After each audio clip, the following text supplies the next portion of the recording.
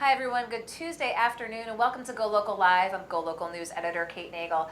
Thanks for joining us. If you had a 3-day weekend, welcome back to the work week. And if you worked yesterday, happy Tuesday. As we do almost every Tuesday afternoon, check in with Professor of Political Science Jennifer Lawless at the University of Virginia, who's in her old stomping grounds of Washington, D.C. when she had been at American University. Jennifer, thank you for joining us from inside the Beltway today. I'm happy to be here. Well, let's talk international politics at the moment because that seems to be gripping the country and the world. What's taking place currently in Hong Kong and the president's reaction.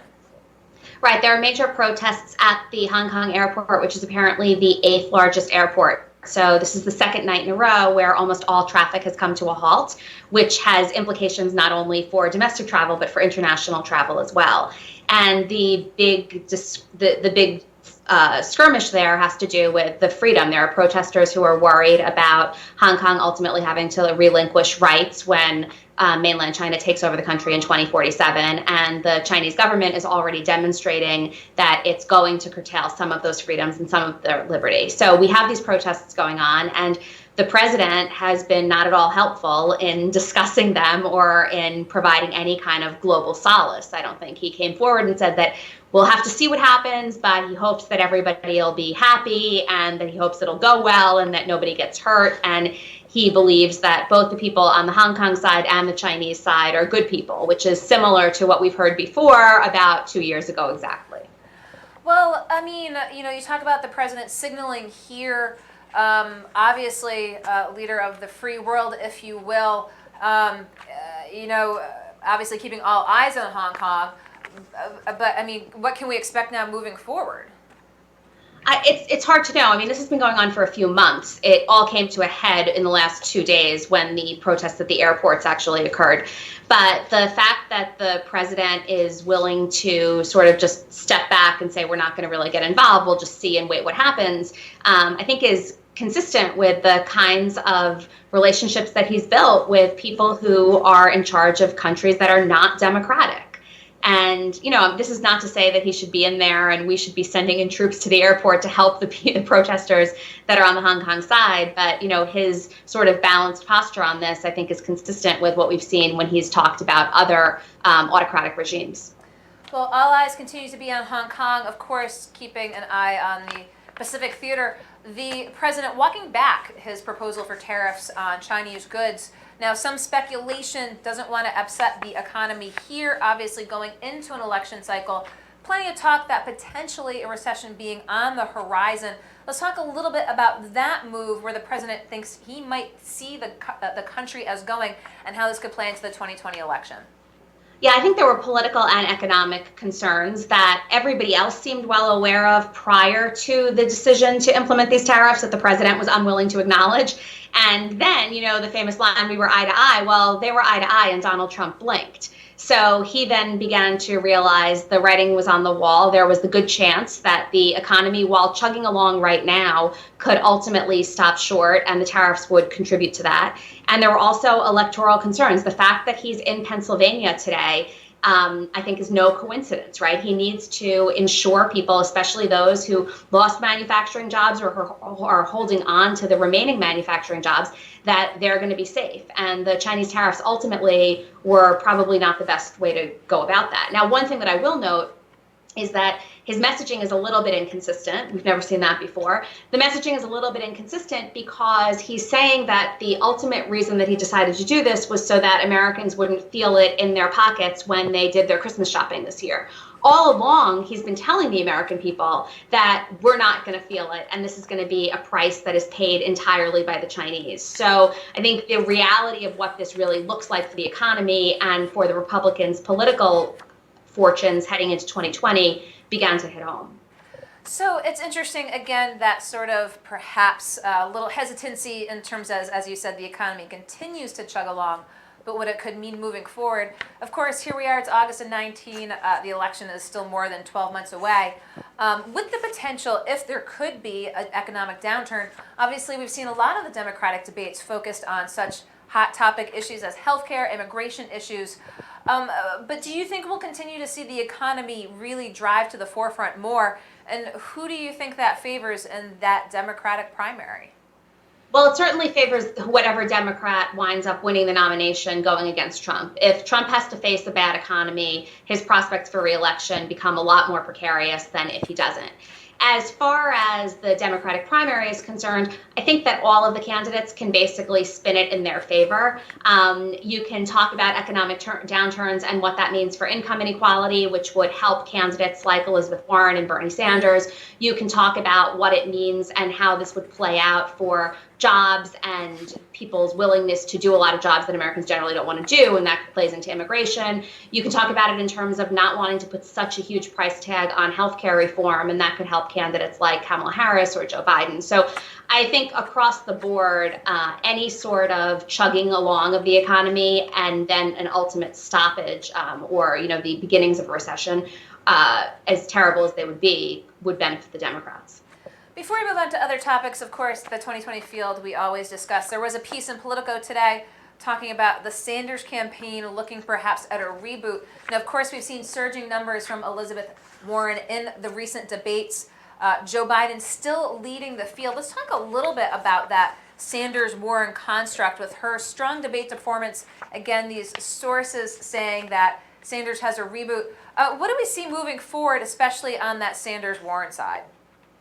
Well, the interesting thing is that almost all of the momentum that Elizabeth Warren gained following the debate came at the expense of Bernie Sanders. So if you look at the polls, most other people's numbers stayed pretty steady. It wasn't like Warren took away Biden voters or Harris voters or anybody else at the same level that she seems to have taken away the Sanders voters, which means that there's some evidence to suggest that the progressive bloc of the Democratic Party is at least expressing a willingness to potentially unify behind her.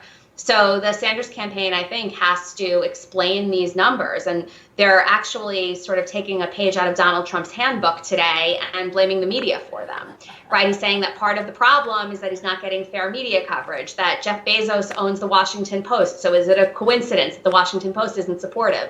And the Washington Post released a great statement, which basically said, look, we just report what's going on the campaign trail. Like, we're not supporting a candidate or not. And Jeff Bezos has nothing to do with what's going on. So the fact that he hasn't paid anything in taxes and that Amazon hasn't paid anything in taxes is not the reason that Bernie Sanders is not getting good coverage. I wouldn't think Jeff Bezos would be an unabashed card-carrying socialist.